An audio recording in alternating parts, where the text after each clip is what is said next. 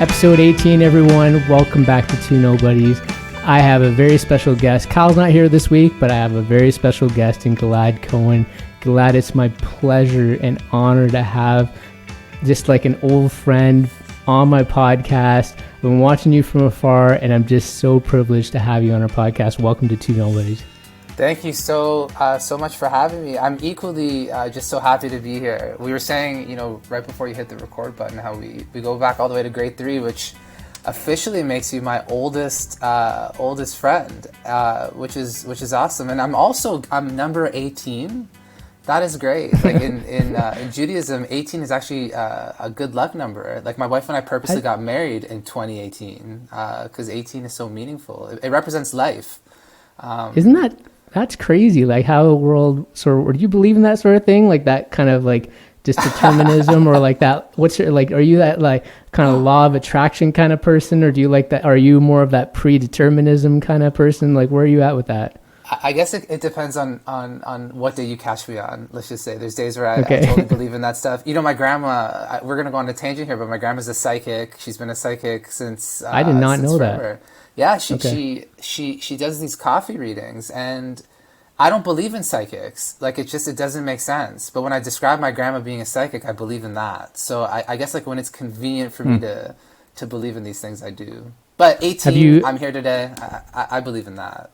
Have you ever had like a reading done or something that was just bang on, and you're just kind of dumbfounded with how somebody knows that kind of information, or just never even pursued that because you just think it's junk? The only time actually was with my grandma, and it was when I was 16 years old, and she usually refuses to do any of this for family. Like my wife and I, we visited my grandma a couple of weeks ago, and I was like, read Britta's coffee, and she wouldn't do it. She just refuses. But when she did it for me when I was 16, the way it works is you drink Turkish coffee. As you may know with Turkish coffee, like the suds are still in the cup, and so when you're done sipping it, you're left with a mug full of these like coffee grinds. And so she kind of swirls it around in the mug, puts the mug upside down, and then the grinds like form an image inside the mug that she's able to read. Yeah, and so she was reading my mug, and the only thing I remember from this thing, again, this was when I was 16, so like 20 years ago, she saw the letters AGR. And then 2 weeks later, I met this girl, Amanda Jillian Rafeman, in high school, who became my first ever girlfriend, which was really crazy. And so she saw that and picked up on it. But she also sometimes sees, scary things. Like she's been able to catch cancer, for example, in people before they were aware. And thankfully, they were able to go to the doctor and get diagnosed, and they caught it. But she's also sometimes able to see things, sadly, when it might be too late. She sees all kinds of things, but it was an experience for sure. I definitely remember that. I think there's some people who just have a certain energy. My dad would always say that those people who don't really advertise themselves, or just like you said, like your grandma said, she doesn't want to do anything with family, right? Like just kind of they have this energy, they're able to sort of tell something, but they don't over the top promote themselves. They're not seeking to do readings or whatever. My dad has found, like he was very much into this stuff, the people who kind of he felt like were very sort of accurate with things were just people who, again, didn't want the attention, who actually didn't even want to do the readings. So I don't know, it's kind of interesting. Yeah, that is really interesting. My grandma's not that way. Like anyone who's met my grandma knows she's loud. She's loud in the way she dresses and the way she acts. She wears like leopard print. She's like 80 something years old. She still smokes 2 packs of cigarettes a day. Very vocal, lives on her own. Like she's the type of lady that will like lift up the couch, like get down on her hands and knees at the age of 84 and like lift up the couch to get like a dust from underneath it. Yeah. She's full of life. But I think for her, it comes, I think, from wanting to protect herself, or possibly us, in case she saw something bad. Maybe she's trying to shield herself from that. But Yeah, interesting. Look, I had no idea we'd even be talking about this today. This is hilarious. Yeah.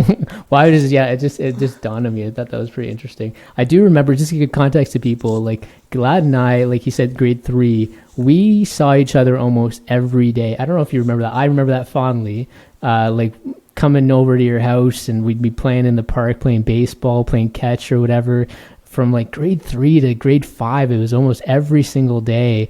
And then, sleepovers, all that stuff. Like this guy he was my guy, like for a number of years, and then you kind of just drift apart. So it's always heartwarming when you can kind of connect back with somebody, and you just kind of see where the conversation goes. But I'm just, again, so thankful you came over. I was telling my wife Michelle, I said a simple but very fond memory as well, and you brought up your grandmother, is every time I would come over, she would give me a full-size Kit Kat bar, and my wife was just like, a full-size one? Like that's wild. Like, nobody gets the full-size Kit Kat bars. I was like, I know, that's why I went there every day, like, was to get these Kit Kat bars, right? Like, That's crazy currency. That's like $100 bill when you're in grade 3, is a full-size Kit Kat bar. For sure. For sure.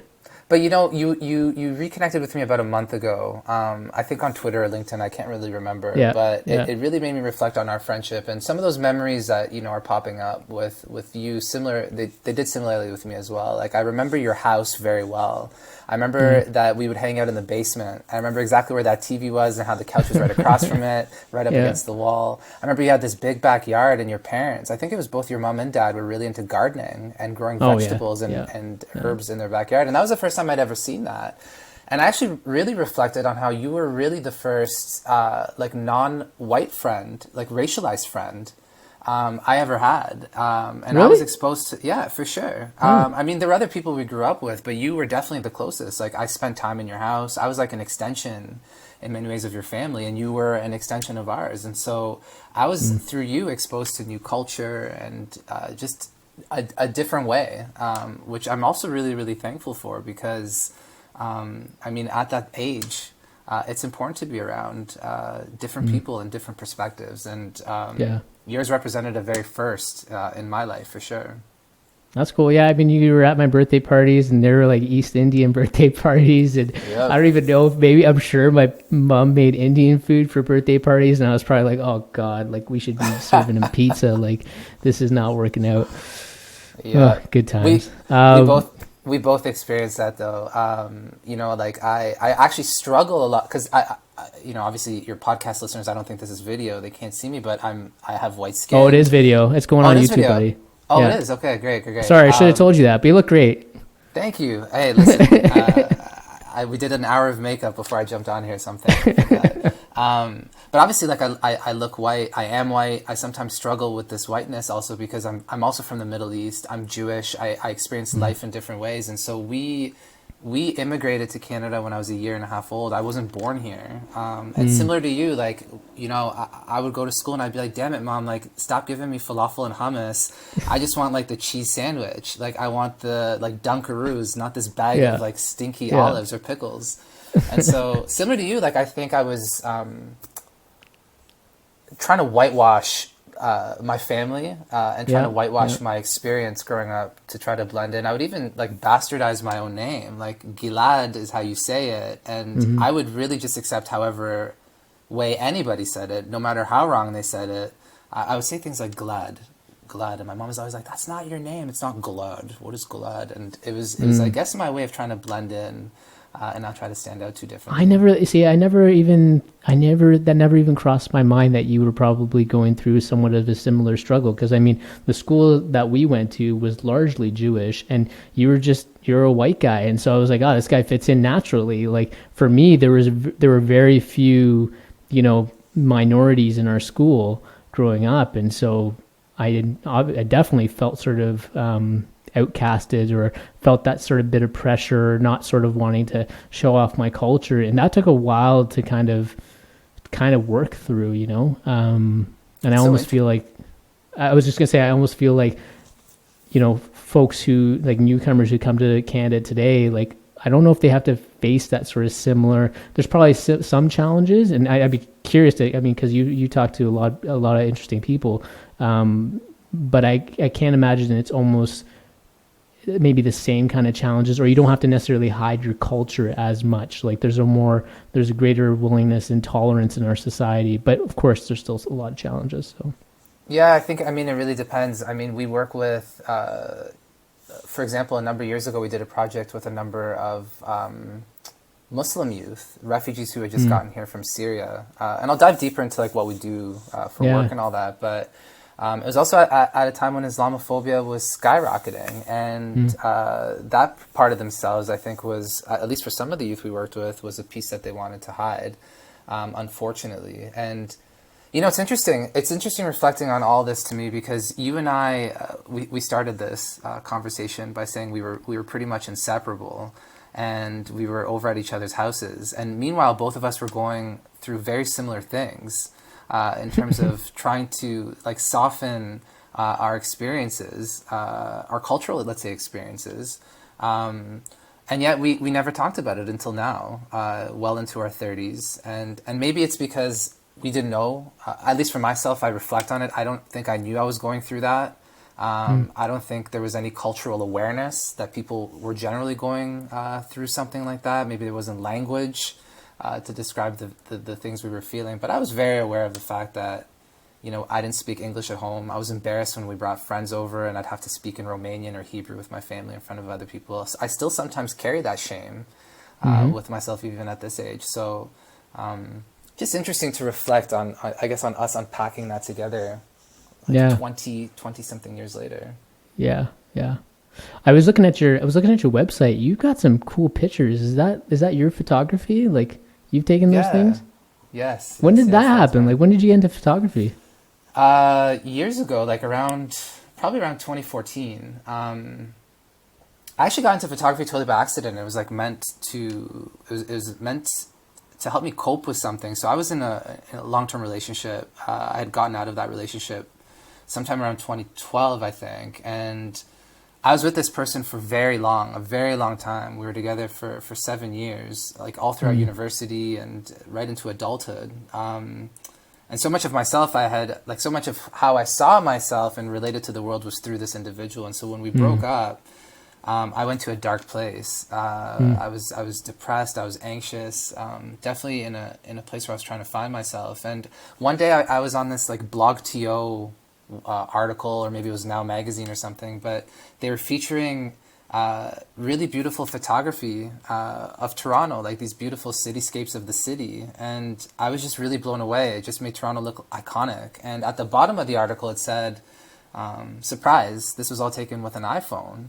And for me, the reason that blew me away was because I had that technology in my pocket. So I thought, wow, like maybe I could do this. And so I started walking around Toronto, trying to emulate this photographer. And of course, maybe not of course, I mean, everyone who starts with art, some people start in different places. But for me, I thought like my art was obviously lacking and it didn't compare to this other person's photography. But I started to notice over time, interestingly enough, as my photography was getting better, I also started to feel better. I was starting to get over my depression, my anxiety, and I later learned that the reason why was because I was focusing my energy on something positive, on being creative, on trying to express myself, maybe not necessarily with words, which is something I was struggling with at that time, but maybe through art.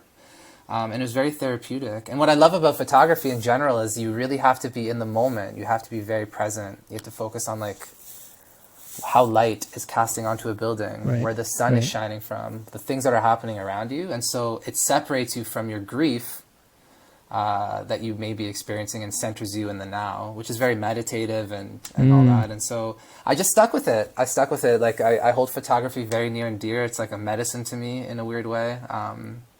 So you still do it?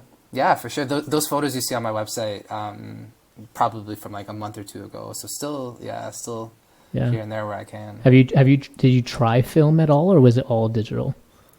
It's all digital, yeah. I have a film camera laying around. I'm just terrified to pick that thing up. I'm also very, I can get carried away, let's say, with my interests. If I go camping once, all of a sudden, the next day I'll go and spend $1,500 on camping equipment and become a pro camper. I don't even want to open up that film camera world because I've invested so much into digital. Yeah, that's pretty cool. Tell me like sort of what happened sort of post high school and sort of kind of getting to now. Because I know you went to Laurier, and for people who don't know where Laurier is, that's in the Kitchener-Waterloo area. I'm from the University of Waterloo, but no competition. All But good. that's just what it is. But yeah, I know you went to Laurier, but I actually don't know really kind of what happened after. Like I know sort of having obviously kind of read up on you and North Korea and all that, but maybe if you don't mind, sort of just talking about that. Yeah, so definitely shout out Laurier and shout out Waterloo. You guys definitely had the brains, but we had the Vanier Cups and the athletics. Oh, for sure. That was Yeah. sort of the divide there. But I went to school for communications and psychology. My big ambition, like even when I was growing up, was to get into TV, radio and TV. I was like hell bent on becoming famous. I don't even know Can famous. I stop you for a second on that one? Because I swear I do remember you telling me this. I'm not even lying when you say that, because I do remember us actually having a conversation, and you were saying kind of like, "Hey, what do you want to do?" Like this was like kind of early high school, and I do remember you saying about being famous. I swear to you that is not. So when you're saying this right now, I'm like, that is a thing. I remember this Yeah. about you. That's hilarious because I wonder if you're the only person I ever told. Because now I'm thinking back, I'm like, that's such a shallow thing to want to be when you grow up. But I wanted to be out there. I wanted to be like present in some sort of way. And so for me, I think I was expressing that through wanting to be on radio or TV. My grandma, going back to my grandma, who I love, obviously, would always say, you can be one day Endelson Kupel, which I guess I went to Laurier to try to become Anderson Cooper, the CNN anchor. And I realized when I went to school, actually, that I probably went to the wrong school for what I wanted to learn. I think what I maybe needed was more hands-on training. As you know, university can sometimes be very theoretical. And I was also in this really weird place. I'm going to go on a quick tangent here if you don't mind. But Oh, I went to school probably at the worst time you could go to school to study communications, because social media was not a thing. Social media completely changed the way we interact with the world. It also changed the education you receive. And when I graduated in '07, it was right around the exact same time that yeah. Facebook and Twitter and all these things started popping up into the world. And so my education quickly felt like it became obsolete. And so I graduated from school and I had no idea what I would be doing with my life. And so I followed my partner. I followed my partner who I was with in university. She had a plan to go to Korea and teach English. I wouldn't necessarily say it was the top thing on my list of things I wanted to do at the time. But I thought, why not? Why not go there? Why not take a year to sort of like figure out what I want to do with my life? And hey, who knows? Maybe somewhere on this trip I'll discover something about myself that I didn't know. So I Had you followed had exposure to Korean culture before, or this was just brand new, or? Thomas Cook was my only Oh, exposure come on. to Oh my Korean goodness. culture. That's Goodness.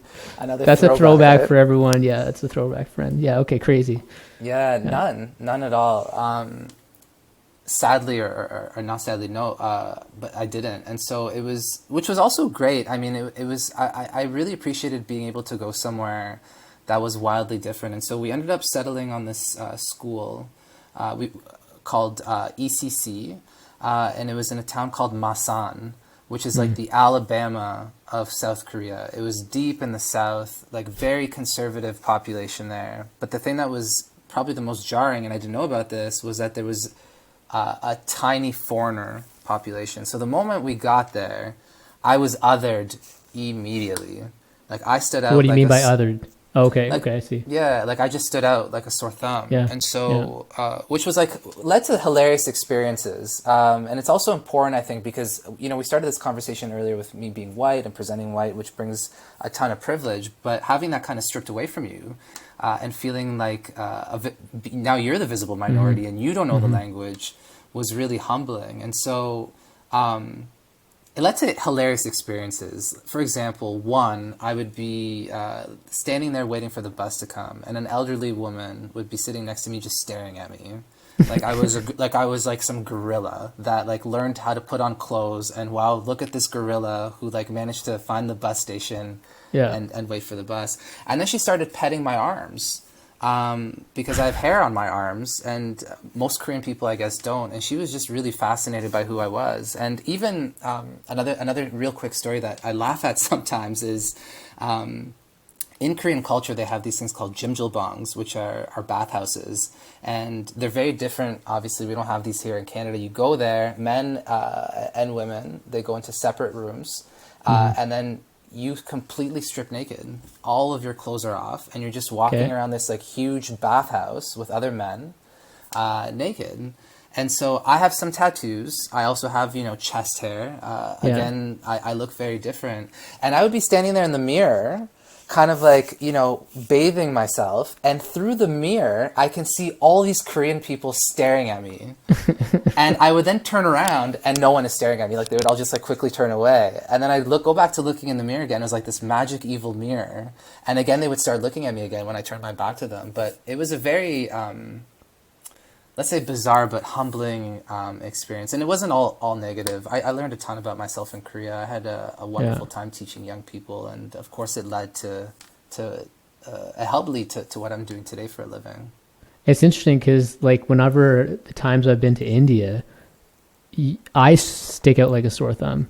Like, if you're someone who is from Canada or the United States or just not born, they know that. And so they will stare and look at you. And, one day I'll be taking my wife who, is white, and she's just kind of a little bit terrified of what's going to happen to her because there'll be stares, and Indian people do not turn around. Like, they'll continue staring at you. Like, I feel like there's a little bit of like that shame kind of culture in Asian culture sometimes. So I can see that playing out because I have some Korean friends too. But Indian people, they'll just continue looking at you, man. Yeah, which would obviously make for an uncomfortable experience no matter what. Yeah, definitely follow up with me after you do that trip. I hope, obviously I'm paying attention to the news with what's happening in India with COVID, and it's absolutely terrifying. I hope and pray that stabilizes so you can take Michelle on that experience. It's been so sad. Like, my grandmother, she lost both of her siblings in the last month, and she's about 93, and so she lost like her younger sister and her older brother, and it's just to COVID. And it's so sad. Just people are not getting oxygen over there, and everyone gets cremated, right? So the crematoriums are maxed out, and it's a dire situation for sure. Yeah. Absolutely heartbreaking. Yeah. Really, really heartbreaking. Sorry to hear that. Yeah. Yeah, it's sad to see. It's interesting because she's like now the last one in her family in her 90s, and it's like she lived a life, and she's seen a lot of tragedies and a lot of great things. But I kind of wonder what she's feeling like. It's like at that age, like I'm the last one left, right? Like out of 6 siblings, so. Wow, that mirrors exactly my grandma. I mean, she's a little younger. She's 84, but she was one of 6 siblings as well. I had that thought the other day, actually, about my grandma too. What it must feel like to be the last one standing and to have that memory of all these other people that used to be around you. Does your grandma live in India or in Canada? Luckily she came to Canada she came just in time, essentially, before everything kind of ramped up over there. So she got vaccinated, which is great. But she wants to go back. Like, India's her home, and she misses it. She's isolated right now, and it's really, really tough. And over there, when she was kind of in the villages of India where there's a lot of socialization, and so she misses that. But it's just not a good situation for her either. So, yeah. Yeah, thank goodness. I mean, she's here. It is. I can't imagine. It's terrifying. Absolutely terrifying. Yeah. Yeah. Yeah, so that's interesting. That sort of talk about that just standing out. I just wanted to sort of reflect that back, but continue. Like, so you experienced that funny bathhouse story, but just like sticking out like a sore thumb, and just culture shock, and then sort of what happened. Like like, so you're teaching English, and then I know at some point North Korea kind of came into play. Like, tell us about that. Yeah, so the year's 2007. I was there from 07 to 08. I think in June of 08, it was like 3 months before my contract in Korea was over. I was really excited to be going back home. I sort of went through a huge honeymoon phase with South Korea where I loved it at the beginning. Everything was an adventure. Going to the grocery store was an adventure. Like, everything was brand new. but I started to reach a place where I was really starting to miss my family and my friends, and I was kind of reaching this like really toxic place where I was actually blaming Korea, like an entire country, like looking back now on how immature it was, but I was blaming this entire country for all the terrible things that I was experiencing. And it wasn't until years later, now that I actually reflect on my time in Korea and think about what a wonderful place it was, and how anyone I interacted with in South Korea always would take me in and treat me with such respect. But it's June 2008, and there's this opportunity to take a day trip into North Korea from South Korea, which at the time I learned was really rare. The relationship between South and North Korea was like thawing a little bit, so you could take these very, very, very, very organized trips across the DMZ into North Korea. And so I signed up to do that trip, not because I had a thirst to learn about North Korea, not because I had anything to do with human rights, let's say.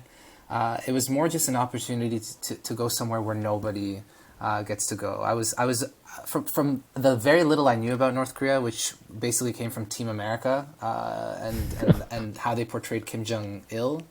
Yeah. The other thing I didn't know was that this was a very secluded country, and so I signed up for this trip, and it was one of the most bizarre experiences of my life. We were on this So bus. little fear then. You were like, you just wanted to go to this place that not really many people have gone to, didn't know much about it. So fear wasn't really a thing. Would that be accurate, or? Yeah, it was like one of those like situations where my ignorance maybe played into eliminating some of those fears. Because knowing now what I know about North Korea, I don't know, I probably wouldn't have gone, knowing what I know. But for a few reasons, like from a moral perspective and a fear-based perspective for sure. But the trip was very bizarre. So there were these tour buses. We were on the first tour bus at the very front, and we get on this bus, and in front of our bus is actually a South Korean military jeep with South Korean soldiers. We crossed the DMZ. The South Korean jeep is kind of idling there. We're like, there's all this tension. What's happening? Why are we frozen here? And then they kind of do a U-turn and disappear. And we're like, what the hell? Is this trip canceled? What are we doing? You don't know that this is going to happen. I don't know anything. Like, Okay. I literally am just like that goofy white guy who's like, give me, like, I put on my like Tilly safari hat. I'm like, let's go to North Korea. Like, just completely unaware, right? And so in the distance, this like older sort of Soviet looking military jeep comes toward us, and it's now full of North Korean soldiers. And I'm like, holy crap, North Korean soldiers. Like North Koreans, actual North Koreans. And so some of them get off that jeep and they come into our bus fully armed, and they're sitting there amongst us. And so they keep driving. We get into North Korea, and the first thing we got to do is register. So they take our passports away from us, and they tell us that we're not going to get them back until we cross back into South Korea once the trip is over. So obviously red flag, right off the get-go. And then there's all these rules. So they basically lay out what we're going to do. And let me contextualize this too. This is just a day trip. I'm not there for like a month. I'm there just for like 12 hours. Yeah. And so they kind of lay out the day. They're like, you're going to go to a temple, a school, and some waterfall. And when you go there, make sure that you only take pictures of the sites and nothing else. So don't, like at the school, don't turn around and take a picture of the city. Only take pictures of the school. Only talk to the folks on your trip. Do not talk to any other North Koreans. And when we get to these sites, also there's rules on what we where we can go and where we can't. So they would say, for example, that tree over there.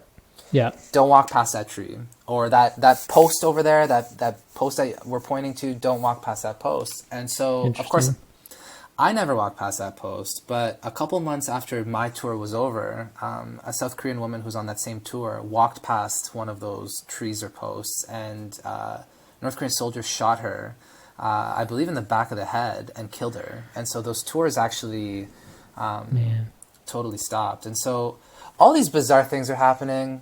I'm having conversations with folks. I'm like, how are you today? And they'd be like, North Korea is the greatest country in the world. And I'm like, that's a very bizarre way to answer that question. It feels unnatural. And then like when we went and had lunch, they would serve us, Rupesh, honestly, the biggest meals I've ever had. It was like 10,000 plates of food just for myself. And so I got back to South Korea after that trip was over.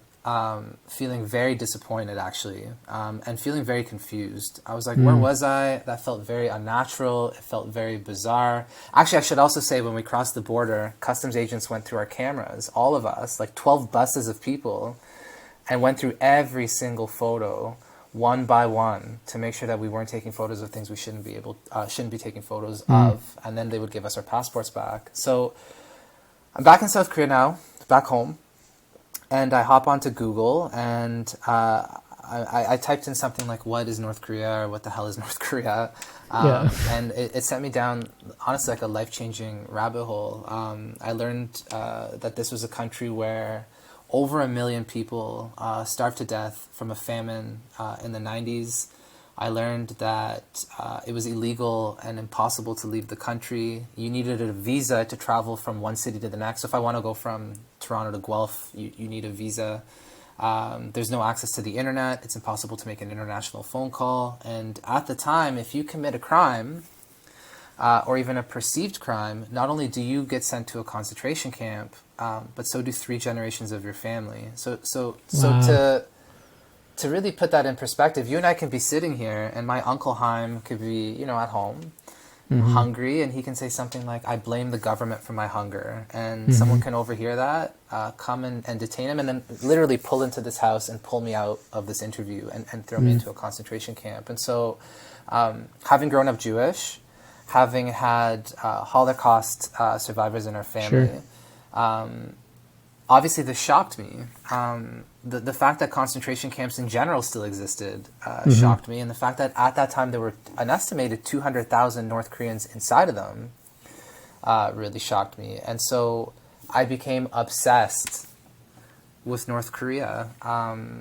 That sort of passion, and that very personal passion, let's say, really fed into this obsession. So I started reading every book I could on North Korea, watching every film, and then eventually I started working with North Korean refugees. So I ended up going back to school. I got a degree in international development, a postgrad degree, and eventually I started working with North Korean refugees. So I was helping with resettlement in South Korea, and here in Toronto, volunteering with an organization called Han Voice.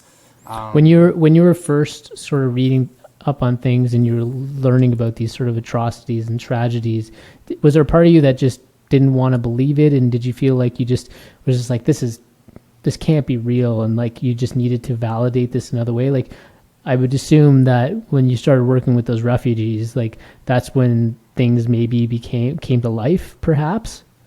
Yeah, it's a good question. I've never really thought about that, but processing it now, I think it was very real, actually. Everything that I was reading was very real. It was unbelievable, not in a literal sense, just unbelievable in a how is this allowed to be real kind of sense. And I think what had happened was I became so passionate and so driven. It's like that camping analogy. Like if I go camping once, I gotta be the camping master. It sort of became the same thing with North Korea. And so I became obsessed with wanting other people to become as aware as I was. And what I was finding was, this is around now 2009, 10, 11, people just didn't know. I mean, I think we know now a little bit more about North Korea on a human rights level, but at that time we didn't know. We just knew that this was a place where little crazy Kim Jong-il is firing rockets, and they have missiles, and they're building a nuclear bomb, and that's it. But nobody really knew, as far as I know, or as I can remember, that there were all these atrocities. And so it kind of like became my mission, in a way, to get other people to care as much as I did, I think. And where I struggled the most, surprisingly, was with my own family. People who I thought would really get it, having, of course, gone through experiences that were kind of the same. And we're not talking the Jewish experience of the Holocaust. We're not talking about biblical times. We're talking about there's still people in our family who have those lived memories, right? For this not to resonate with them really bothered me. It really, really bothered me. And like no level of success in my work could get through to them. So in 2012, I actually got to go to the UN Human Rights Council in Geneva and speak there about some of the things that we were learning. And my family was interested more in like the prestige maybe of, wow, Gilad's going to the UN, but not so much in what I was actually there to Talking talk about. Yeah. You know, and so nothing got through to them, absolutely nothing. And then one day I was at my mom's house and I put on a documentary about North Korea, and we sat down and we watched it together, and she just broke down into tears. The film demolished her, and it was in that moment that she actually became very concerned and aware of what was happening in North Korea, and she also now had this hunger to learn more. And it was in that moment that I realized, wow, film, or let's just say art in general, because film is a type of art, was able to do the one thing that nothing else could, and that was break through to my mom. And I kind of like stumbled across this superpower that the arts have in being able to connect people to really important, urgent stories, which is kind of the seed. Not kind of, it's the seed that started the work that I do today. The power of storytelling, right? Like they always say, great leaders are just good storytellers, and there's just something that they're able to do and connect people in many different levels. And so it's interesting that, you know, that story really kind of got to your mom. What was the first sort of story that you started to work on then, like the story that you started telling? There's a guy in North Korea, from North Korea, named Shin Dong-hyuk. He's the only known person to have ever escaped from a maximum security concentration camp in North Korea. Elements of his story are a little bit blurry, let's say, but what we do know is that he was born in a North Korean concentration camp to prisoners. He didn't know that there was a rest of the world. He's also not unique. Wow. There's hundreds of thousands like Shin Dong-hyuk. He thought that the whole world consisted of prisoners and guards, and he was a prisoner. He thought that on the other side of the fence was just another set of prisons. And from a very young age, he was indoctrinated to say, if you hear of anyone wanting to escape this camp, death. If you hear of this and you don't tell us, death. If you do this, death. Death, death, death, death, death. And so one day he's at his house in this camp with his mom and his brother, and he overhears his mom and brother talking about wanting to escape. And so he goes and tells the guards about this plan, because he's been indoctrinated to do it. And so the next day, they drag out his mom and dad, his mom and brother, and they execute both in front of everybody in this camp. And so they then take him and they torture him. They end up later on they cut off one of his fingers. They literally like rotisserie Even after that, him telling them about this plan, they still prosecuted him. Yes, because maybe he had more, maybe he was part of this plan, maybe he felt guilty and that's why he came clean. And so they tortured him, and later on in this camp, now he's in his 20s, he meets this other man who actually was from outside the camp, who lived in North Korea and was thrown into this camp. And so this man starts telling Shin about life in North Korea. And he starts describing things like chicken and beef and pork. And for Shin, the only meat he'd ever had in his life were rats that he would catch. And so he started to define freedom by one day having this ability to try beef, chicken, or pork. And so he became obsessed. And so one day they're standing by the fence. The older man says, now is our opportunity, let's run. And so they run for the fence. The old man trips and falls, electrocutes himself, dies on the fence, but it creates an opening, which Shin then crawls through. He escapes, breaks into a farm, finds an old North Korean military uniform, throws it on. And now for the first time in his life, at the age of 20, in his early 20s, he's now outside of this camp. And so he eventually ends up escaping North Korea into China, makes his way into South Korea. But as you can imagine, 20 years of trauma and having to unlearn things and having to start over makes him literally, as far as we know, a one-of-a-kind human being. And so I would often share that story just because of the uniqueness of it and also the gravity of what that man had to go through. Where is he now? He lives in Colorado. Actually, he ended up marrying Okay. an American South Korean American woman, and he's living happily in Colorado. Amazing.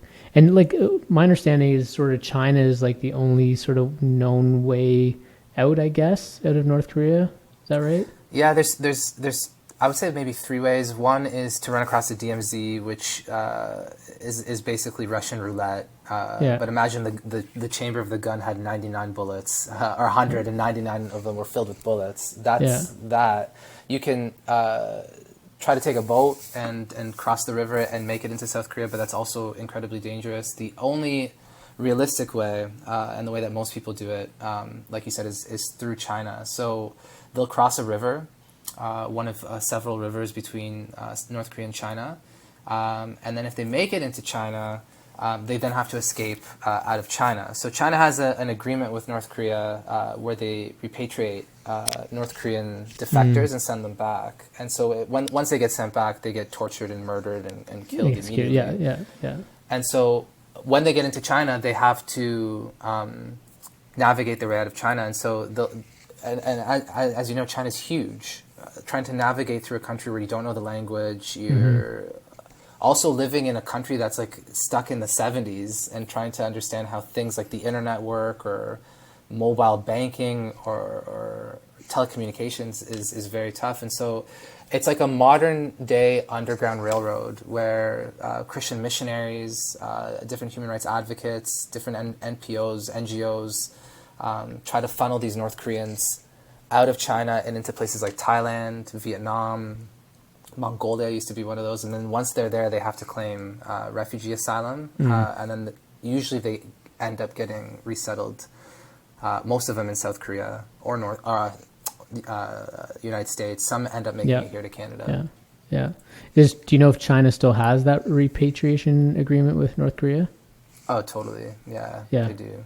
Yeah. And is there pressure for China to kind of like not have that agreement anymore? Do you know if the international world is pressuring them or at all? Yeah, I mean, they've been condemning them forever, but because it completely goes against refugee law, they're not safe in North Korea, and by law, the Chinese government has to provide a safe place for them to be. But it hasn't really worked. There's tons of, I mean, we could go into this for hours, but it's in China's best interest that North Korea remain there, that they stay happy. If North Korea was to disappear, South Korea / the Americans would be right up on their doorstep. And so they've been propping up the North Korean government since the collapse of the USSR. It's what an incredible story. I didn't know about that at all. I mean, I've heard some bits of North Koreans escaping but not something like that ever. So it's hard to even kind of process and think about how to move forward right now. I do want to get back to something about you, in that you're talking a little bit that sort of obsessiveness, right? And that sort of, you said that you'd, if you had to go into film, you just get all this film equipment, or camping, where is that? Is that sort of just true in general? Like you have this sort of obsession or obsessiveness that you just need to kind of just keep going on something and churn, and where does that come from? Great question. That I've actually never been asked before, but I've thankfully had a bit of time to process, and some therapy as well. So I think it comes from two places, and I think it's all family. The first would be my mom. I'm not sure how much you remember, but when I was young, it was right around the time that we were friends. My dad left. We grew up, just for context, I was born in Israel, immigrated to Canada with my mom and dad when I was 1.5 years old. And my sister was born here in Toronto, in North York, shortly after we arrived. And later on, the rest of my family, on my mom's side, immigrated here to Canada to live with us. So we all were in this house. It was like the Israeli Brady Bunch. It was like my grandpa, my grandma, my uncle, me, my sister, my mom and dad. And so when we were living on a street called Greenbush up in North York, my dad's dad got really sick, and so he went to Israel to be with his father, and he was originally supposed to be gone for 10 days, and he kept extending. 10 days became another 10 days, it became another 10 days, and basically he just didn't come back. And so what ended up happening was while he was away, my mom was getting these calls from the bank being like, your mortgage payments aren't being made, and there's no money in the bank to make them. And my dad was the one that was doing all the banking. He took care of all the finances. He was the one that worked. My mom couldn't even really speak English. Like, she was the stay-at-home mom. And so, long story short, he had committed fraud, and he robbed our whole family, and he took everything, like life savings of my grandma, my uncle, my grandpa, everything, to the tune of like 500 grand, and then disappeared. And so we lost that house. We started bouncing around. Eventually we moved to a different part of North York. And then my mom had to kind of pick up the pieces, and so we lived in a ton of different homes. Actually, when that even happened, like, we were briefly homeless. Like, we had nowhere to go, and so my mom had a friend who owned a hotel or a motel, and we actually like lived in this motel for like a month, like, and still went to school. And how old were you, sorry, at this time? I would have been 8 or 9 years old. Okay. And so my mom picked up the pieces, and so she went out and got educated. She learned how to speak English, got her real estate license, and really pushed, and became, looking back, I mean, growing up, I resented a lot of it because I felt like I never got to see my mom. But she became obsessed with keeping the family afloat and above water, and we didn't grow up with very much. Compared to a lot of other kids, like, we didn't get to go to summer camp and all that stuff, like a lot of other kids used to. But we never felt like we were lacking anything. We never felt like we were missing anything, and life still felt normal despite the sort of rocky situation we were in. So part of that has to do with my mom. I think this like giving it my all with everything. I take no task lightly. If I'm gardening, I'm now a master gardener. Like, even today, I planted like 10 million different things. And the other piece of it, and this is like through the therapy piece, I think actually comes through my dad. And so I didn't grow up with a father figure really in my life. I had my uncle sort of there. My grandpa was there as well. But I was entirely raised by my mom and my grandma. And I think... in a roundabout way, it's like my way of proving that I can do something. It's my way of proving that I can do something on my own, and a way of kind of showing the world that I, despite the fact that I was lacking that figure in my life, let's say, I'll still be okay if I work hard enough or if I give him my all. And so I think, you know, it lends itself to many different things. If I pick up photography, I want to become the best photographer. If I pick up camping, I want to become a really good camper. But also, I think it also makes me prone to burning out. It makes me prone to sometimes not being always so balanced, because it's very hard for me to be idle. A lot of times I need to be doing. And so there's the pros and cons, I think, to that kind of way of being. Do you still feel like you're proving something to your dad? No, I don't think so anymore. I wouldn't say so. Like, I think for a long time I was. I think growing up, like, there was resentment and anger in me, and really trying to go one way versus another to prove that I was able to be who I'm supposed to be. But I don't think anymore. I now like more cherish these like traits that I have, and maybe it's a matter of repurposing my relationship to the world and how I've acquired certain memories or skills. But I tend to think more of the positive, that like I got this from my mom, who's a fighter, rather than from like my dad who made mistakes in life. You know, you just told me a few things that I had no idea about, and it kind of reframes my perspective about you and your family in some ways. Because, like I said, I was used to getting the big Kit Kat bars, right?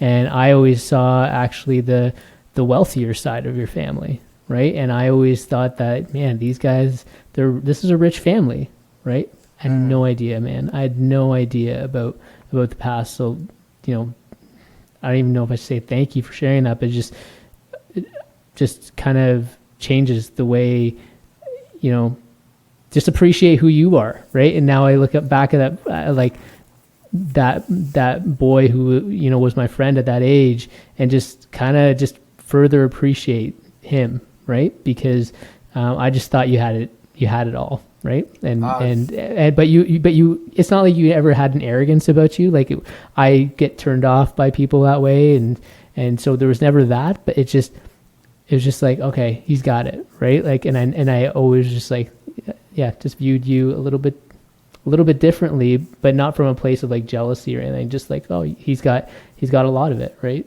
So yeah, good love, man. Thank you. That's really kind of you to say. It's interesting to be able to unpack all of this, because this is like mountains of dirt sometimes that sits on top of memories that you're not scraping away, and being able to have you here who's like tuning into some of those similar memories, like even talking about being famous and you being like, I remember that, and right now I'm processing that, and I'm saying that probably came from the dad thing that I just talked about, and needing to prove that I can be like bigger than life in some ridiculous way. But that, I think that image you saw with the Kit Kat and all of that, it comes from two things. First is, like I said earlier, despite the fact that we didn't have, we're never made to feel like we didn't have. And so like the Kit Kats were there, but like the trips going anywhere were not really there. Like there were those things that were lacking in life, like the big vacations or like buying clothes or all that kind of stuff. Like it wasn't necessarily always there. The second thing is, and this comes from my grandma. So another thing you may not have known, because I don't think 8-year-olds talk about this, but and I learned, you know, not too long ago about this as well. But when my grandma was 3 years old, she too is the youngest of 6 siblings in total. She grew up in Romania, and her dad had owned this factory, and my grandma was born in 1937, so this would have been in 1940.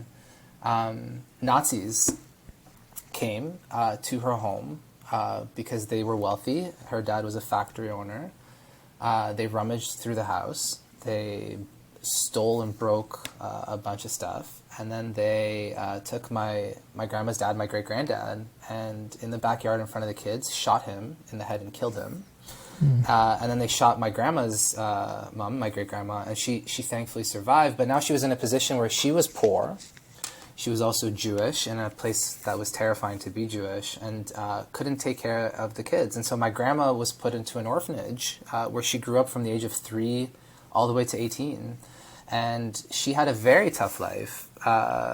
Listening to her speak about how she grew up is heartbreaking. Like, had one pair of socks for a whole year. Food was like a slice of toast and butter, and maybe a soup, and that was it for the whole day. And so that Kit Kat, and that, like, if you ever go to my mom's house, the fridge is exploding. There's more food than anyone can possibly, literally more food than anyone's possibly eating.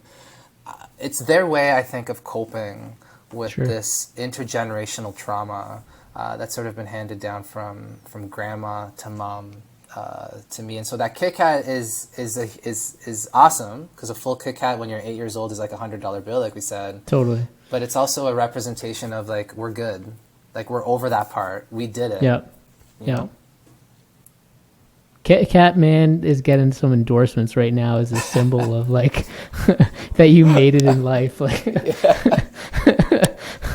no kidding. Oh man, they gotta pay me.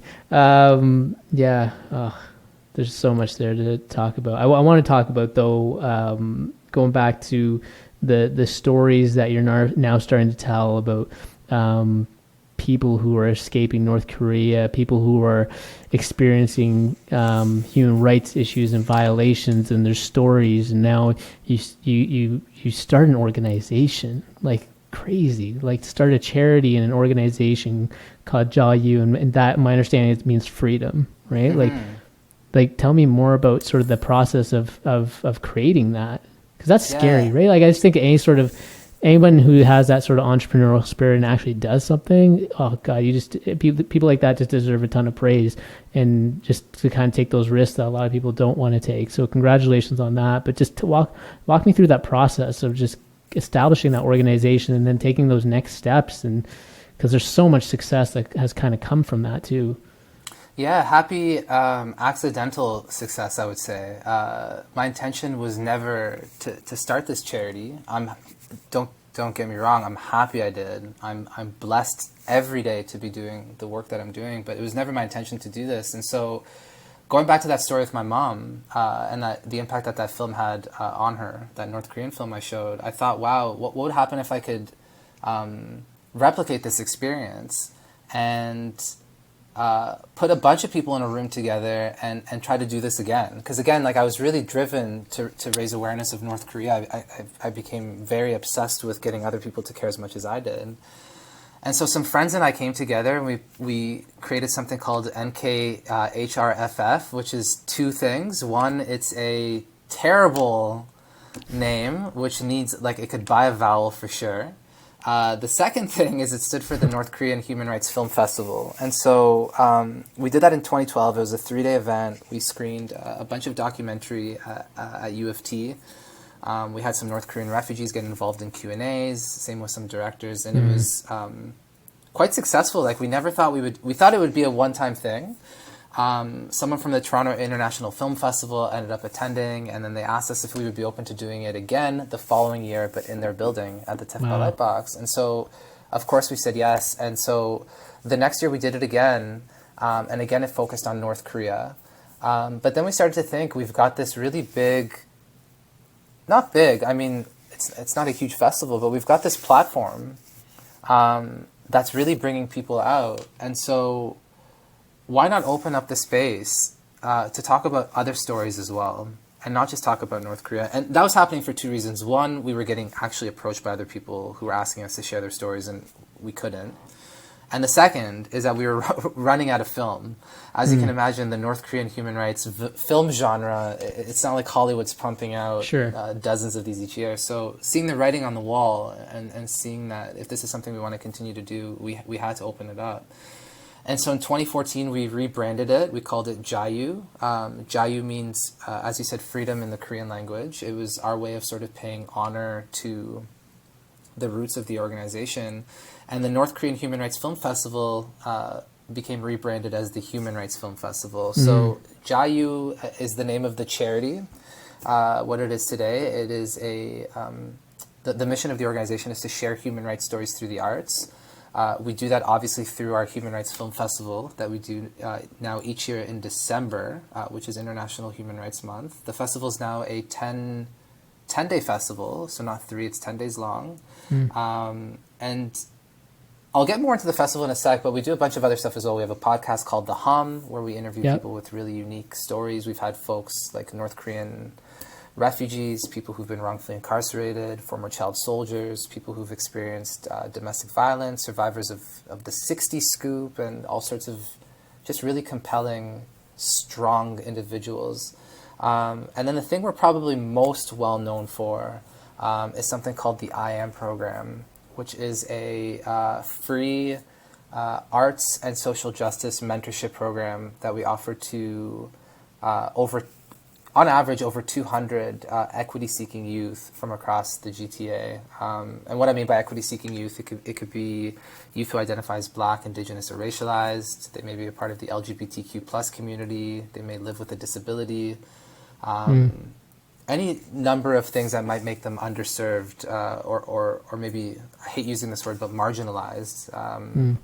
We say equity-seeking. And so we teach youth how to use, there's different cohorts of the program. We teach youth how to use cameras, for example, in the photography program, or poetry in the poetry program, as tools to share human rights stories. And it leads to a bunch of different things like exhibition opportunities, employment opportunities. We connect youth who graduate from the program with actual paid employment opportunities. So we have young kids as young as 14 who now know how to use cameras. We connect them, for example, with Luminato.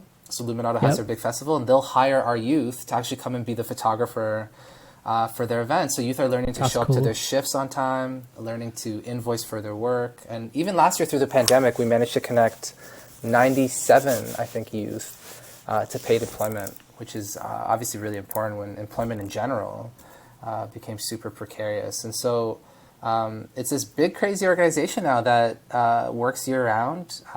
We have 8 or 9, I can't remember, full-time staff, which is also wild to think about because only like 3 years ago we were still volunteer-based, 3 or 4 years ago, not earning any income from this work. And now it's a job for all of us. So our 10th annual Human Rights Film Festival is coming up in December. So it's now 10 years since that since that situation with my mom, that moment.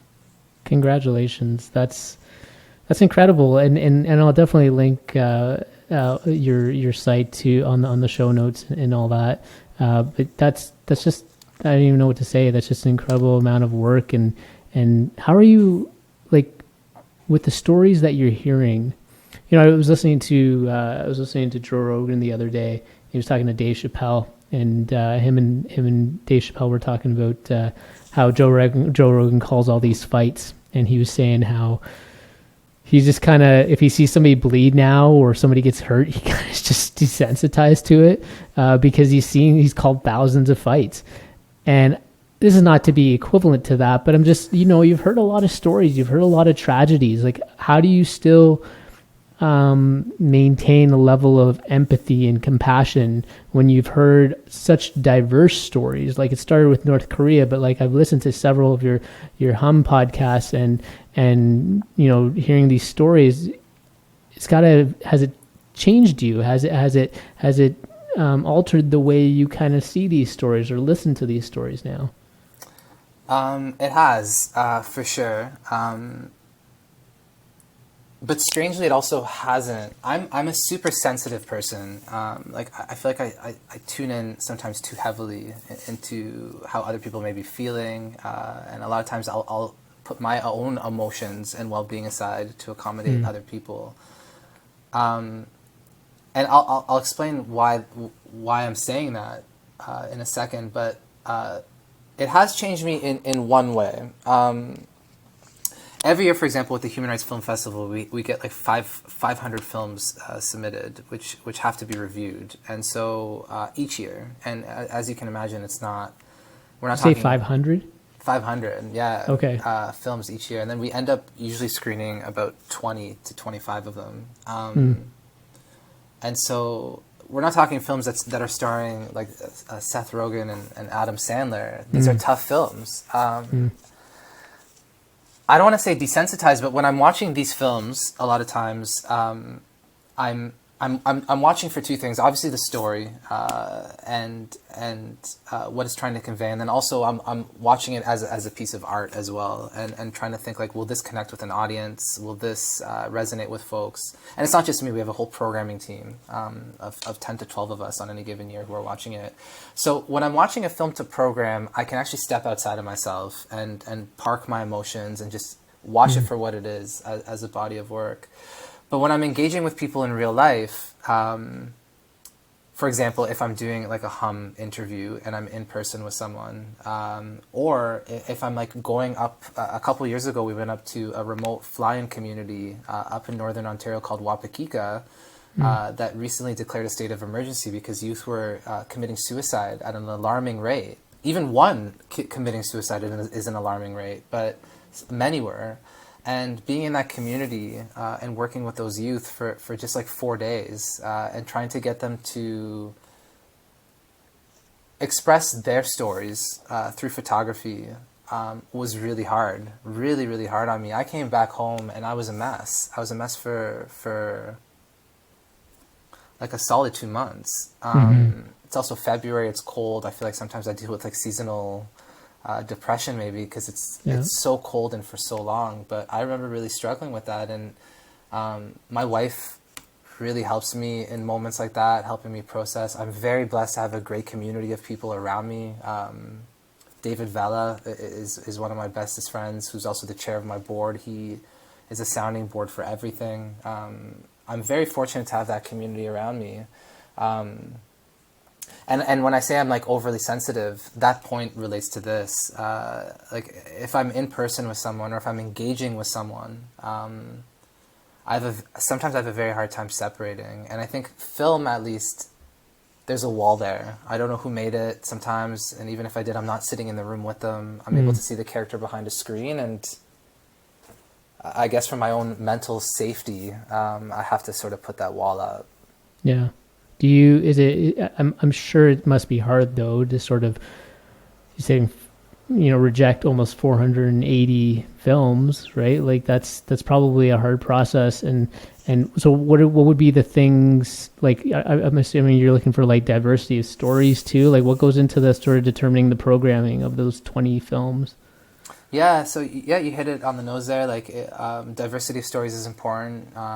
You sometimes end up having these really weird discussions where maybe 3 films talk about HIV in Kenya, and you have to pick one. So now you're all of a sudden having this discussion with 11 other programmers about what's the best HIV in Kenya film we have, which is not a discussion you ever imagine having. But we're also you're also watching for relevance. Is this new? Is this because obviously human rights issues and politics change rapidly, so you want to make sure that you're screening something that's relevant. We also question, like, what is the ability of this film to lend itself to a good conversation? So every film is always followed up with a Q&A where the audience can engage and decompress a little bit more. And then of course artistic quality matters. You know, when you're trying to narrow down 400 or 500 films to 20, you have to make some tough decisions, but it has to be, entertaining is not the right word, but it needs to be able to capture the attention of the viewer, because at the end of the day, what we are trying to do is share human rights stories through the arts, and really we have to do that through compelling, creative art forms. We don't want to bore an audience. We don't want to turn an audience away. We want them to walk alongside us from the start of that film to the end, and hopefully feel something, whether it's anger or sadness or happiness, but we want them to feel something. We don't want them to feel bored. Sure. So artistic quality also definitely matters.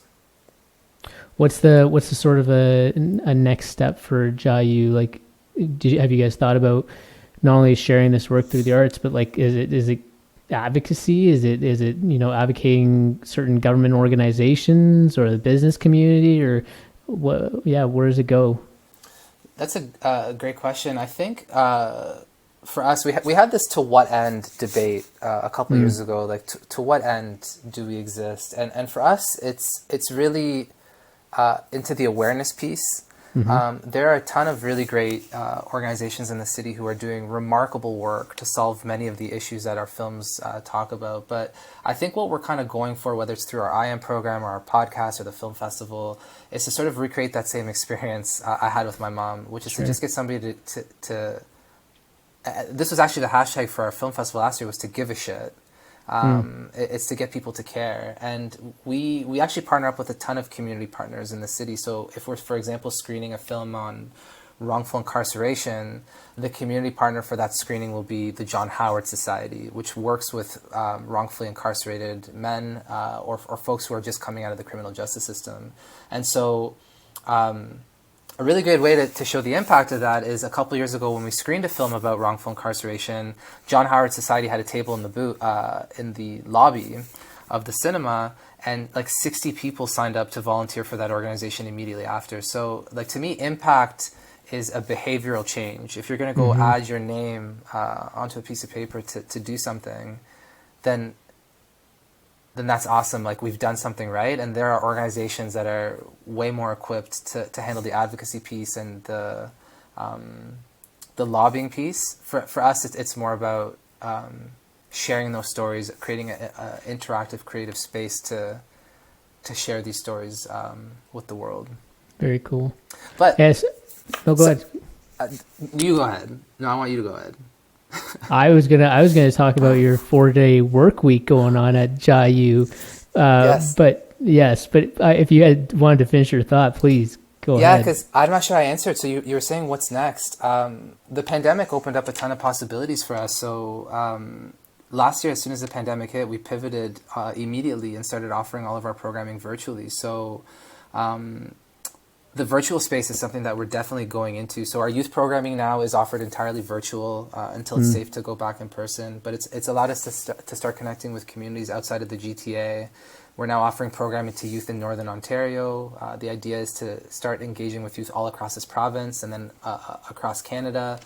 And we've also started doing these like free monthly screenings called Last Tuesdays. So on the last Tuesday of every month, we present this free virtual presentation. And so a great way to show just the impact of virtual programming is our first ever one last year in March.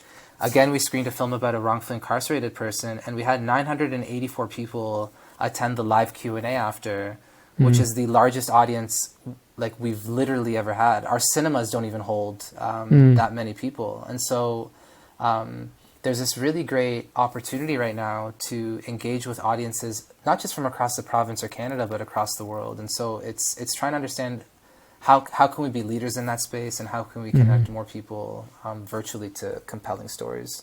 Yeah, I mean, COVID's created a whole bunch of, it feels like it's almost kind of gone, like there's this duality of like, it's kind of gone one way, which is just to shit, but it's also kind of created a bunch of opportunities, and you're expressing one because, yeah, the reach that you would have now virtually, as you described, seems like it far surpasses or much larger than what you would have had in person. No, it's absolutely true, and it has gone to shit in a ton of ways as well. You're absolutely right.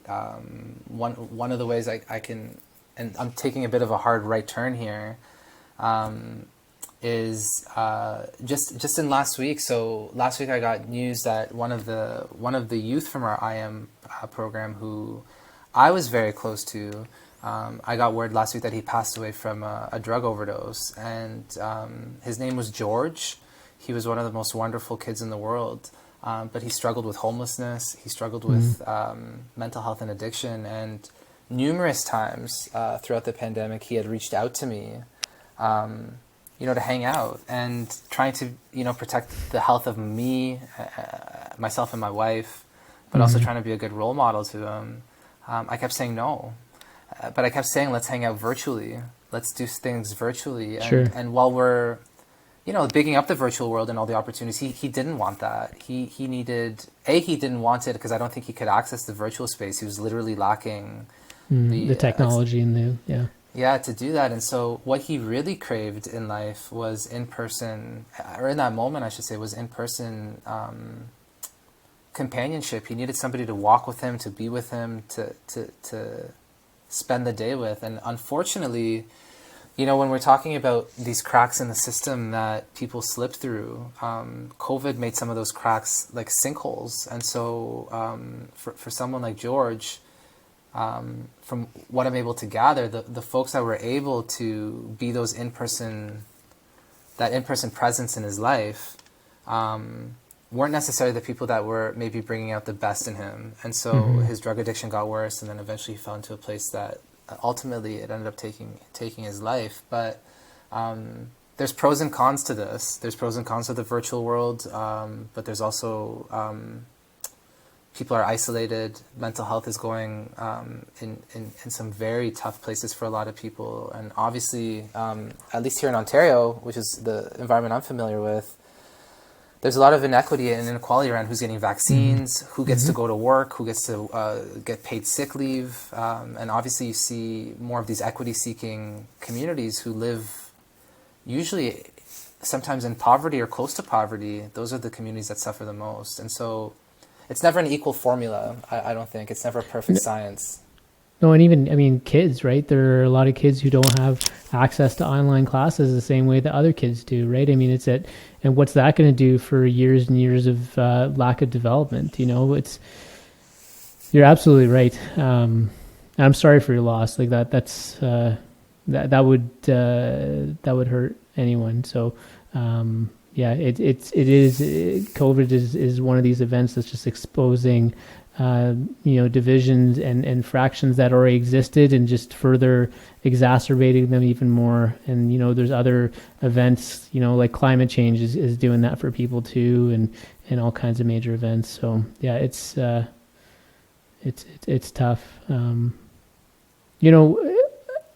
But again, with the opportunities, there are I feel like, we talked about the reach, and I was going to talk about the 4-day work week. I almost feel like employers are getting more comfortable with remote working. Like, I would say, even for myself, like, a silver lining has been that I've been able to see my 3-year-old daughter, working from home. I get to see her grow up and run around the yard, and I cherish that, right? Like, I know there are a lot of families who are experiencing that. Has in that sense, do you feel like you've benefited in any way from being at home and working remotely? And 100%. And first, I mean, what a beautiful privilege, right? To be able to be home and to see your daughter growing up. It's beautiful and heartwarming, for real. Like, a lot of parents that I speak to are sharing in that joy. That is definitely a silver lining. We don't have a kid, my wife and I, but being able to just spend time together has been a blessing. I mean, we both work in the arts. We're both often very busy. Like, I reflect on what the days used to look like, and you're waking up at like 6:37 in the morning. No matter how early you get up, you're somehow scrambling every morning to get onto transit. You get onto this packed streetcar or bus or whatever it might be. Yeah. By the time you get to work, you're already in an anxious state. A little bit. Yeah. You're done. And then you're interacting all day, and you're getting pulled into meetings, and you're getting distracted, and then after work there's some social function you got to go to. And then by the time you get home, it's now like 9 o'clock. It's like minus 15 degrees outside, and now you got to take the streetcar to get home, and then by the time I'm home, I have nothing left to give, honestly, my wife, because I'm spent. And she's gone through a similar sort of experience on her end. And so it sort of makes me question, how did we do this for so long? Because I never want to go back. And as long as I, continue to work at JAYU, we will never go back to that. We started experimenting a little bit with different ways of working.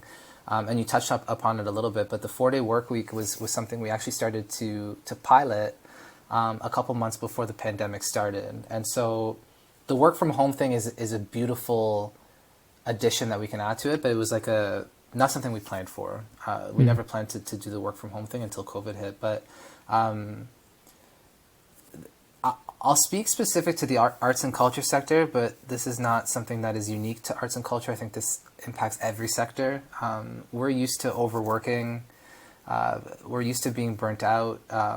In the film festival world, or the non-for-profit sector in general, we're used to being underpaid. We're told that it's about the mission, it's not about the money, which I find hilarious because I still have to pay rent. Like, I can't use that for my landlord. It's not about, can I pay you in mission points? I'll give you a ticket to my film festival because that's part of the rent. Yeah, exactly. I'll give you a tax receipt if you donate the rent back. So that way of working, at least for me, was really destructive. And I was used to burning out, and I was used to not getting paid equitably. And around 2018 or 2019, I can't remember the year, I was so burnt out after having done, I think, our 8th annual Human Rights Film Festival. And I knew we needed to do something different because I couldn't keep doing this way of working. And so I started researching alternative ways of working, and I came across this wild idea of the 4-day work week. And there's trials that have been happening in different places across the world. Microsoft Japan is one of the loudest about it. But across the board, what I was finding was anywhere where they were working 4 days a week, they found that productivity increased, work-life balance improved, mental health improved, and across the sector it was just a positive. And so this again goes with the obsessed thing. I'm like, I'm going to do this, and we're going to be great at it. So in January 2020, we began this pilot of working 4 days a week. And we just completed the 1-year pilot. And despite the fact that anxiety and depression has been shown to increase throughout the pandemic, there's a ton of reports that outline that. We actually saw mental health improve at the organization. So we surveyed the staff, and we found that while working 4 days a week, mental health improved dramatically.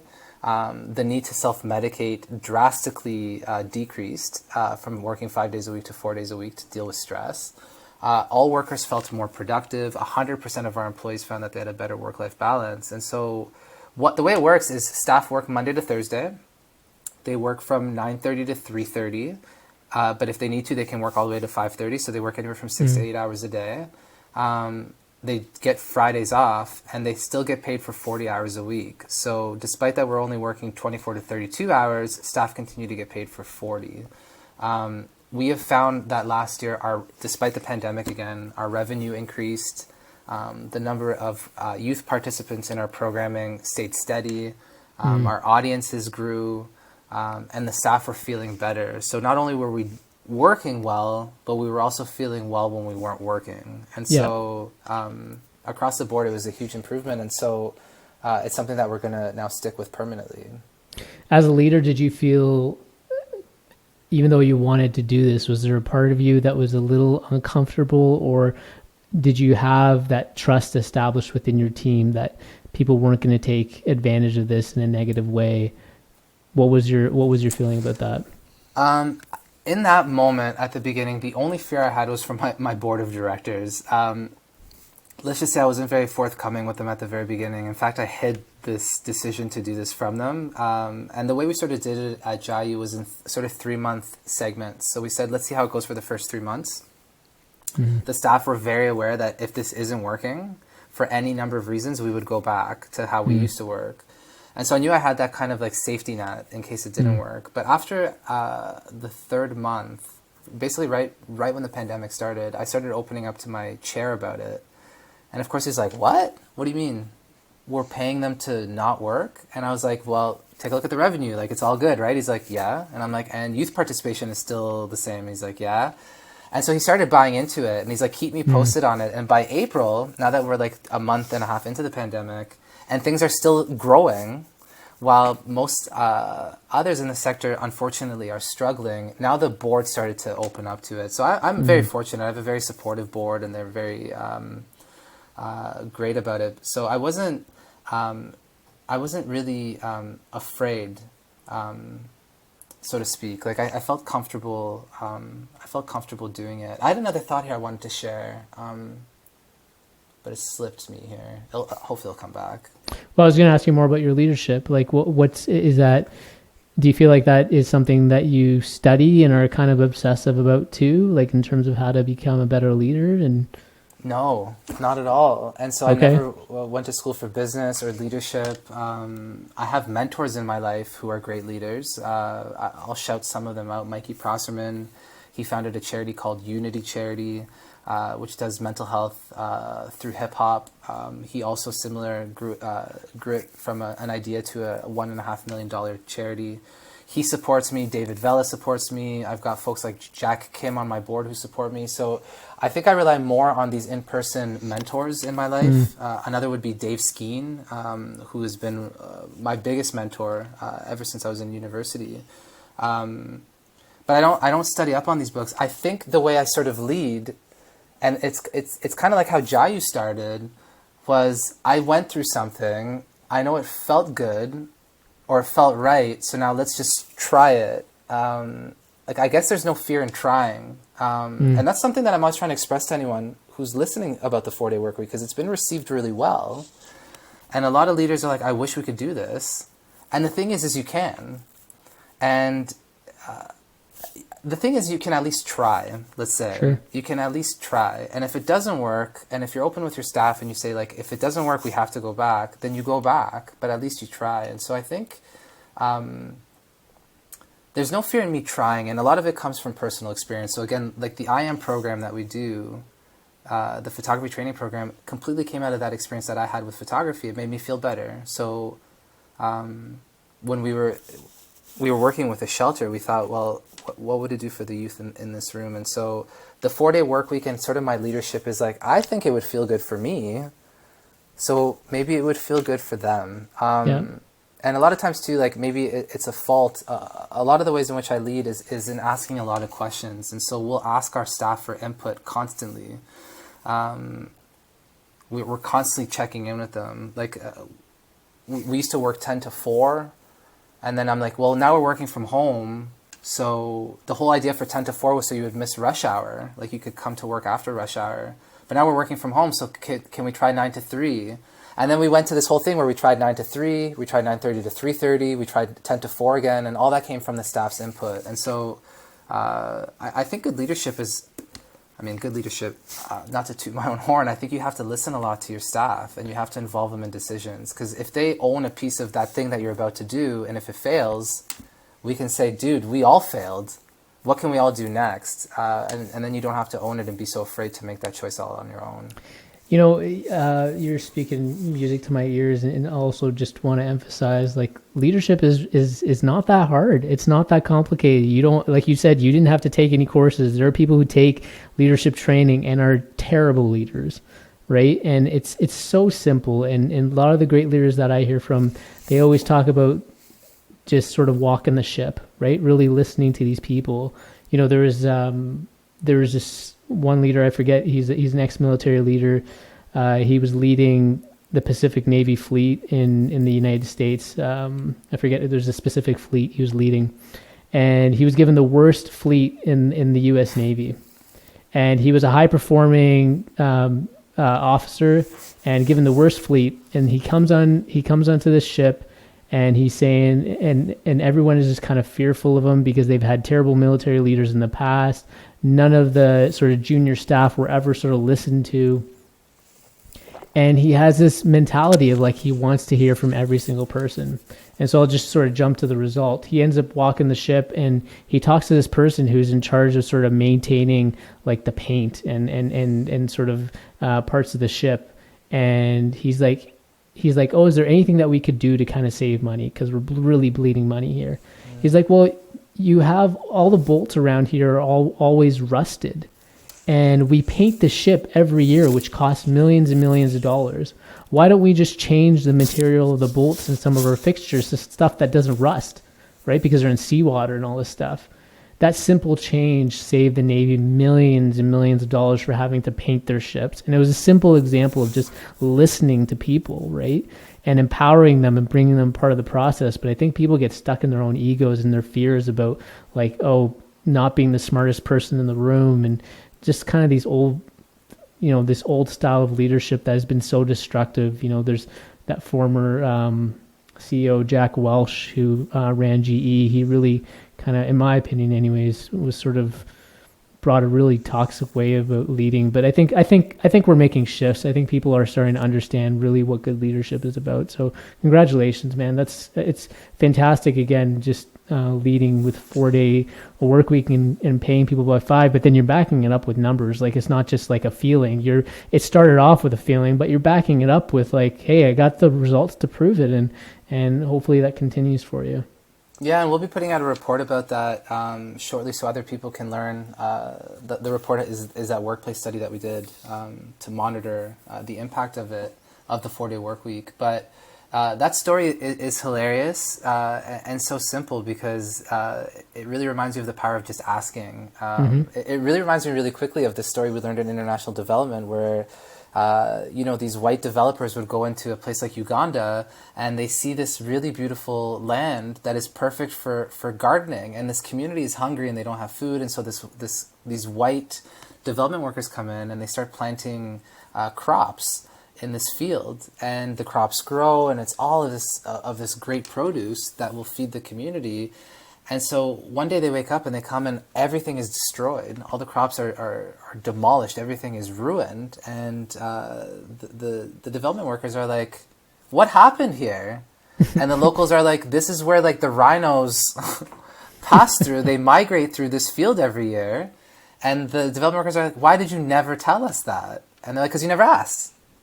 Right. You never once asked us. And so, again, it's like leaning on the experts who sometimes, most oftentimes actually, is not you, and it's not me. It's the person who's doing the job. And anyway. On the flip side of that, though, you also, and it sounds like you have this at JAYU, but, like, you need to have that trusting environment so that people also feed that information up, right? Leaders can ask the questions, but if people don't feel trusted and feel like they're in that safe environment to provide that information, like, you're also just not going to get the truth as well. So, yeah, and we felt that I've never opened up about this, but this just happened about a month ago. Trust is important. And when you're working remotely, of course, trust is important because you can't sit there and monitor people. We just hired a full-time staff person who wasn't really working out very well. And we had some suspicions that she may have still been working at her old workplace. And so we ended up finding out by actually calling the number on their website and finding out that she picked up the phone during work hours and didn't know it was us calling, and actually confirmed that she was still working over there 9 to 5 at the same time that we were paying her to work for us. And so we were literally paying her 6 hours a day to work for us while she was working somewhere else. And even on Fridays when we literally pay our staff to rest, she took complete advantage of that to work somewhere else and get paid twice at the same time. So trust does play a huge role in it. And I speak about this often. Culture is very fickle. The most important thing at any organization is not necessarily what you do or how you do it. It's the people involved that are actually doing it. It's the community that you build and the culture that you have together. And I say it's fickle because it could change at any point. It can change at any time. Someone can come in. We in sports, you talk about that locker room cancer who can come in and completely change the dynamic of a team. So trust definitely is a huge piece of it for sure. Yeah. I just want to sort of, as we get to kind of like my final few questions, the last sort of big question I sort of have is, when you think about sort of human rights, what are the ones that sort of continue to concern you? Like what are, I think about climate change a lot and sort of what that was going to do and how, it's the people who are the most vulnerable who are getting exposed and are going to be on the losing end as climate change continues to, really destroy our planet. But what are some major concerns for you? What are the things that kind of keep you up at night from a human rights perspective? Today, what's keeping me up at night is the conflict in Israel and Palestine. And I had to unlearn a lot of what I grew up with. My family served in the Israeli military. They're very pro-Israel, very, I don't want to say anti-Palestine. I'm not going to take it that far, but it's very one-sided. And I grew up that way. And thankfully, I've been exposed to different narratives. And I'm very troubled by what I consider to be an apartheid of the Palestinian people in Israel. A lot of what I'm hearing from friends and people on the ground in Israel, which doesn't necessarily match what we're hearing in the media, concerns me. I'm very, very concerned about Palestinians today and the injustice that they face at the hands of Israelis. I still continue to check in with North Korea. It's still, despite the fact that we don't work on it day to day, it's still probably the cause I'm most concerned about, especially right now. Like when it goes too quiet about North Korea for too long, that starts to worry me a little bit. Yeah.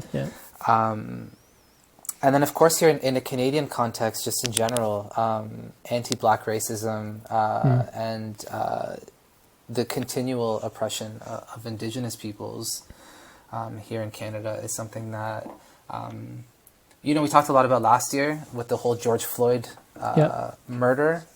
I sometimes, worry that it's not, it's something we continually need to be working on, and not just when, let's say, the hashtag is trending. So ensuring that equity, like real equity, exists for Black, Indigenous, racialized individuals, as well as LGBTQ plus folks living with disabilities, is always, on the forefront of my mind as well. When I listened to some of your podcast episodes, and there are several, refugees that you kind of had on your show, I kind of wonder what's your perspective on how they view Canada. Like, do they see Canada as sort of a beacon, or do they see it? Are they surprised by that there are inequities that us as born or those who are Canadian citizens kind of see maybe more so than other people? But yeah, what are their views? Have you grabbed onto those observations at all? It's case by case, I think. I mean, a lot of North Koreans that I speak to are just really thankful to live here. So a lot of times that comes with that sort of sentiment. But it really depends. We were working with a lesbian couple from Egypt who came here out of fear for their lives. They were promised a certain type of life when they got here, and they've been struggling with homelessness and housing and employment ever since they got here. And so the Canada that they were told they would have is not the same Canada that they currently live in. And there are a lot of gaps and, let's say, cracks, or as I said earlier, sinkholes that make it really easy for people to slip through. So it's really a mixed bag. I mean, Canada is a safer place to live, for example, for LGBTQ refugees, but there still is a lot of trans hatred here. There's still a lot of anti-gay hate crimes. There's still a lot of work to do. Mm. So my two kind of questions I ask everyone. The first one is, if there are 5 people who you would, dead or alive, who you'd want to have a meal with, who are those 5 people? And they could be together or they could be individually. So, yeah, you sent me this yesterday, and this is a tough one. I've never. I'll just get into it. I'm thinking of having a dinner together with folks, and I'm thinking of different pieces of my life. So I want to have family there. I want to have my human rights side. I want to have a bunch of people. So I'm going to start with my grandfather. Mm-hmm. My grandfather passed away back in 2004. You got to meet him. He, yep. I'm sure, was one of the guys that gave you your Kit Kat bars. I miss him dearly. I actually wear his wedding band as my own. I want him there. I would love for my wife to be there, just so she could meet this grandfather of mine that I talk about. She'd also get mad if she wasn't invited to this epic dinner that I'm putting together. So she's there to enjoy in it as well. LeBron You're making James me look bad. You're making me look bad because I didn't have my wife and my 5 for dinner. So. Oh gosh! Oh no! It's all good. All good. LeBron James would be there. I'm a huge basketball fan. I also really admire LeBron, not just for his athletic skills, but he's a huge advocate for a better world. I would have Shin Dong-hyuk there, the North Korean that I spoke about. I think having him and LeBron in the same room could do wonders for North Korea.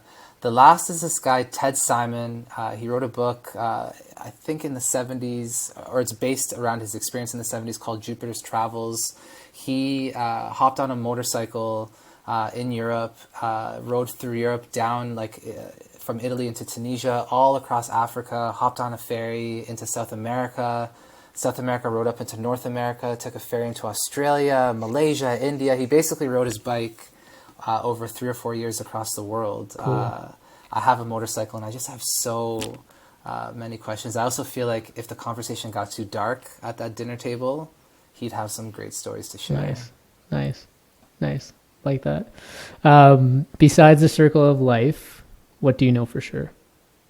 Hummus is the best food in the world, no matter what, no matter how much I tried to run away from it as a kid. And despite how people put themselves out into the world, despite how sometimes it doesn't seem like this, everyone just wants to feel loved. Everyone just wants to feel some sort of belonging. So it's important to keep that in mind sometimes when we engage with people, even when they're driving us absolutely bonkers. Yeah.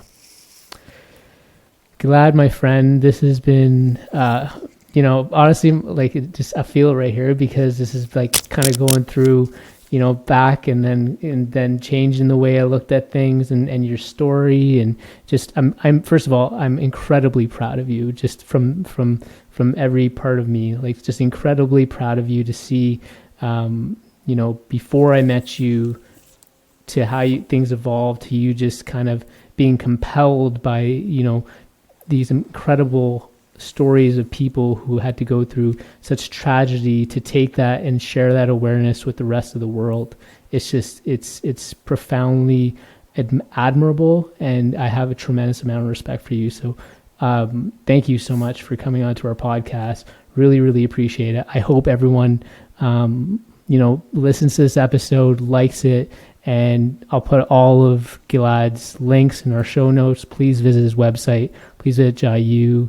Hopefully people can have access to the films in the future, and they can watch these things the last Tuesday of the month. Just a pleasure to really have you. So thank you again for joining us today. Thank you so much for having me. Going back again to grade 3, this was a gift for me today to be able to uncover parts of our shared life together and to relive some of those memories. And so great to see you, dude. I just, as soon as the camera turned on and I got to see you on the other side here, my heart and smile immediately opened up. So please more of each other in our lives. For sure. All right. Take care, my friend. Take care, man. Okay. See you later. Bye.